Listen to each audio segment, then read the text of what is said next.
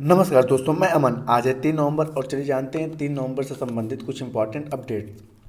तो आगे बढ़ने से पहले आज के कुछ इतिहास के बारे में जान लेते हैं। तो जैसा कि आज का पहला इतिहास है कि तत्कालीन सोवियत संघ ने 3 नवंबर 1957 को लाइका नाम की कुतिया को अंतरिक्ष में भेजा, जो नीले आसमान को पार करने वाली पहली जीवित प्राणी थी। तो यहाँ पूछा जाता है कि अंतरिक्ष में जाने वाली पहली प्राणी कौन थी, तो लाइका नामक कुतिया थी और जिसे कि सोवियत संघ के द्वारा भेजा गया था और दिन था 3 नवंबर 1957 का। तो जिसके कारण आज के दिन यह चर्चे में आया है। अगला है कि उत्तरी अमेरिका महाद्वीप का एक देश है जिसका नाम है डोमिनिका। अगर इसकी बात की जाए तो इसकी राजधानी है रोसियू और यहाँ के मुद्रा की नाम है पूर्वी कैरिबियाई डॉलर।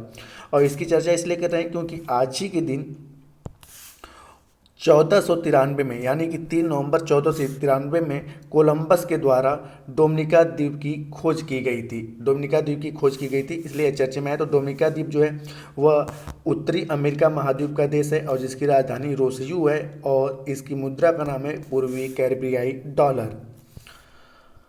अगले की बात करें तो आपने नाम सुना होगा D2H या DTH का, जिसका पूरा नाम होता है डायरेक्ट टू होम। तो इसकी चर्चा इसलिए कर रहे हैं क्योंकि भारत सरकार द्वारा 3 नवंबर 2000 को डायरेक्ट टू होम यानी कि DTH प्रसारण सेवा सभी के लिए शुरू कर दी गई थी। तो जिसके कारण आज यह चर्चे में आया है।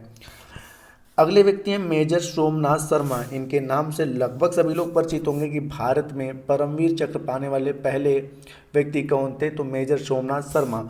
तो इनका जिक्र इसलिए क्योंकि इनका आज ही के दिन यह शहीद हुए थे। तो इनके जन्म की अगर बात की जाए तो इनका जन्म 31 जनवरी 1923 को पंजाब के ब्रिटिश पंजाब प्रांत में हुआ था और ये शहीद हुए थे 3 नवंबर 1947 को महज 24 वर्ष की उम्र में।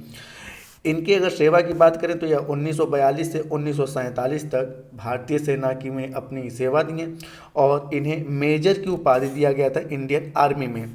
और यह जो थे कुमायूं रेजिमेंट के 4th बटालियन से इनका संबंध था और यह भारत पाकिस्तान के युद्ध में शामिल हुए। तो 1947 में भारत पाकिस्तान को जो युद्ध हुआ था उसी में यह शहीद हुए थे और जिन्हें सम्मान के तौर पे परमवीर चक्र दिया गया था। तो यहाँ पर इनके लिए जानकारी जरूरी है कि भारत में परमवीर चक्र पाने वाले पहले व्यक्ति कौन थे, तो मेजर सोमनाथ शर्मा, जो कि आज ही के दिन शहीद हुए थे 1947 में भारत पाकिस्तान के युद्ध के दौरान। अब आते हैं अपने अगले सेगमेंट करंट अफेयर्स की ओर। तो यहाँ पे आज का पहला अपडेट है भारतीय सेना के दक्षिणी कमान के प्रमुख के रूप में किसे नियुक्त किया गया है। Option A Amardeep Singh Bhinder, option B है सुरेंद्र सिंह महल, ऑप्शन सी है अजय सिंह और ऑप्शन डी है उपेंद्र द्विवेदी। तो जानते हैं लेफ्टिनेंट जनरल अजय कुमार सिंह ने भारतीय सेना की दक्षिणी कमान के general officer commanding in chief के रूप में पदभार ग्रहण किया है। वह राष्ट्रीय रक्षा अकादमी पुणे और भारतीय सैन्य अकादमी देहरादून से पढ़े हैं। उन्हें दिसंबर 1984 में 711 गोरखा राइफल में कमीशन दिया गया था। तो ये पूछा गया है कि भारतीय सेना के दक्षिणी कमान के प्रमुख के रूप में किसे नियुक्त किया गया, तो सही ऑप्शन होता है आपका सी, अजय सिंह। अगला प्रश्न है निम्नलिखित में से किस सोशल मीडिया प्लेटफॉर्म ने वेरीफाइड अकाउंट के लिए शुल्क की घोषणा की है। ऑप्शन ए है ट्विटर, ऑप्शन बी है इंस्टाग्राम, ऑप्शन सी है फेसबुक और ऑप्शन डी व्हाट्सअप। तो यहाँ पर जानते हैं ट्विटर के नए बॉस एलन मस्क ने घोषणा की है कि ट्विटर अपनी ब्लू प्रिंट सर्विस के लिए $8 का शुल्क प्रतिमाह लेगा, जिसमें ब्लू टिक अकाउंट भी शामिल होंगे।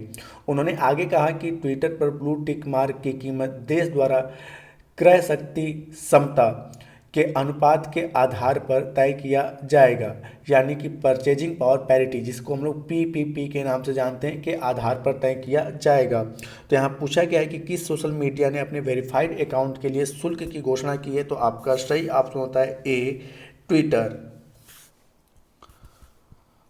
अगला विषय से किसे मरणोपरांत कर्नाटक रत्न पुरस्कार से सम्मानित किया गया है। Option A Jayanti, option B है संचारी विजय, ऑप्शन सी है KV राजू और ऑप्शन डी है पुनीत राजकुमार। तो जानते हैं प्रतिष्ठित कर्नाटक रत्न पुरस्कार राज्य के मुख्यमंत्री बसवराज बोम्बोई द्वारा दिवंगत अभिनेता पुनीत राजकुमार को प्रदान किया गया है। अभिनेता पुनीत राजकुमार को 67वें कन्नड़ राज्योत्सव पर कर्नाटक रत्न पुरस्कार से सम्मानित किया गया। राज्य के सर्वोच्च नागरिक सम्मान कर्नाटक रत्न पुरस्कार को इससे पहले केवल 9 लोगों को प्रदान किया गया है और पुनीत राजकुमार इसे मरणोपरांत प्राप्त किए हैं। हालांकि पुनीत राजकुमार इसे प्राप्त करने वाले 10वें व्यक्ति हैं। तो यहाँ पूछा गया है कि कर्नाटक रत्न पुरस्कार से किसे सम्मानित किया गया मरणोपरांत, तो आपका सही ऑप्शन होता है डी पुनीत राजकुमार। अगला प्रश्न, किस राज्य ने बच्चों के अनुकूल पुलिस थाने की घोषणा की है? ऑप्शन ए है उत्तर प्रदेश, ऑप्शन बी है उड़ीसा, ऑप्शन सी है मध्य प्रदेश और ऑप्शन डी है गुजरात। तो जानते हैं उड़ीसा के मुख्यमंत्री नवीन पटनायक ने 16 बच्चों के अनुकूल पुलिस स्टेशन और एक संपर्क हेल्प डेस्क की घोषणा की है। मुख्यमंत्री ने यह घोषणा की है कि राज्य में 18 और इस तरह के पुलिस स्टेशन जल्द ही काम शुरू कर देंगे। ओडिशा के विभिन्न जिलों के पुलिस स्टेशन बच्चों के अनुकूल सुविधाओं के साथ हैं। तो यहाँ पूछा गया है कि बच्चों के अनुकूल पुलिस थाने की घोषणा किस राज्य के द्वारा किया गया, तो आपका सही ऑप्शन होता है बी ओडिशा। अगला अपडेट है, बांग्लादेश द्वारा मरणोपरांत फ्रेंड्स ऑफ लिबरेशन वार सम्मान किसे सम्मानित किया गया? Option A Edward M Kennedy, option B है जॉनी इसाकसन, ऑप्शन सी है हैरी रीड और ऑप्शन डी है बॉब डोले। तो यहाँ पर जानते हैं बांग्लादेश की प्रधानमंत्री शेख हसीना ने ढाका की आज़ादी में पूर्व अमेरिकी सीनेट एडवर्ड एम कैनेडी के योगदान के लिए मरणोपरांत प्रतिष्ठित फ्रेंड ऑफ लिबरेशन वार सम्मान से सम्मानित किया। यह सम्मान उनके बेटे Edward M Ted Kennedy junior को सौंपा गया है। तो यहाँ पूछा गया है कि बांग्लादेश द्वारा मरणोपरांत किसे फ्रेंड्स ऑफ लिबरेशन वार पुरस्कार से सम्मानित किया गया है, तो आपका सही ऑप्शन होता है ए एडवर्ड एम कैनेडी। आज का अगला अपडेट से, कौन सा शहर इंडिया केम 2022 सम्मेलन की मेज़बानी कर रहा है? Option A Bengaluru, option B है अहमदाबाद, ऑप्शन सी है पुणे और ऑप्शन डी है दिल्ली। तो जानते हैं कि केंद्रीय मंत्री मनसुख मंडाविया ने नई दिल्ली के प्रगति मैदान में इंडिया केम 2022 का उद्घाटन किया है।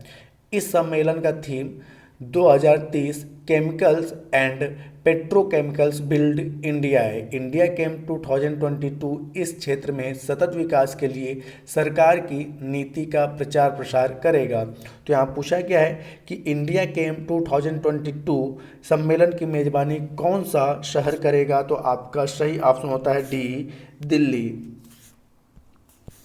आज का अंतिम अपडेट है, किस देश ने यूक्रेन में डेमिनिंग ट्रेनिंग प्रोजेक्ट की शुरुआत की है? Option A Germany, option B है संयुक्त राज्य अमेरिका, ऑप्शन सी है फ्रांस और ऑप्शन डी है ऑस्ट्रेलिया। तो जानते हैं रूस यूक्रेन युद्ध के बीच संयुक्त राज्य अमेरिका ने यूक्रेन में एक डेमिनिंग ट्रेनिंग प्रोजेक्ट की शुरुआत की है। रूस के क्रूर आक्रमण की स्थिति में यूक्रेन को तत्काल मानवीय सहायता प्रदान करने के लिए यह परियोजना की शुरुआत की गई है। तो यहाँ पूछा गया है कि यूक्रेन में डेमिनिंग ट्रेनिंग प्रोजेक्ट की शुरुआत किसने की है, तो आपका सही ऑप्शन होता है बी संयुक्त राज्य अमेरिका। तो दोस्तों आज के लिए इतना ही। अब समय है कल के द्वारा पूछे गए क्वेश्चन का आंसर देने का।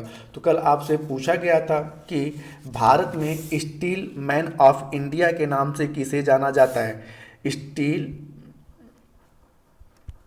मैन ऑफ इंडिया के नाम से किसे जाना जाता है? तो जिसका सही आंसर था डॉक्टर जमशेद जे ईरानी। तो जिन्होंने भी सही उत्तर दिया उनके लिए बधाई। अब समय है आज के क्वेश्चन का। तो आज का क्वेश्चन आपका है कि इंडिया केम 2022 की मेजबानी कौन सा शहर कर रहा है? क्वेश्चन को हम फिर से रिपीट करते हैं, इंडिया केम 2022 की मेजबानी कौन सा शहर कर रहा है? इसका आंसर आप हमें कमेंट बॉक्स में दे सकते हैं। आपके कमेंट का हमें इंतजार रहेगा। तो दोस्तों वीडियो पसंद आया हो तो वीडियो को लाइक करें, कमेंट करें तथा अपने दोस्तों के साथ शेयर करें और चैनल पर नए हैं तो चैनल को सब्सक्राइब अवश्य करें। एवं इस PDF को प्राप्त करने के लिए आप हमारे टेलीग्राम से जुड़ सकते हैं जिसका लिंक वीडियो के डिस्क्रिप्शन में दिया हुआ है। तो वीडियो के अंत तक बने रहने के लिए धन्यवाद। मिलते हैं जल्दी नेक्स्ट वीडियो में।